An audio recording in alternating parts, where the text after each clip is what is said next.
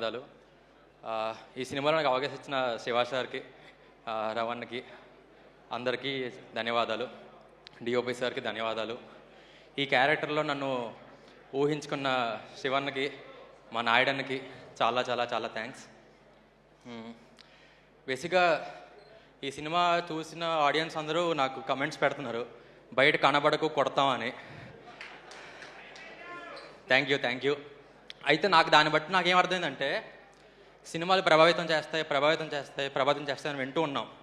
ఈ సినిమా ఖచ్చితంగా చేసింది.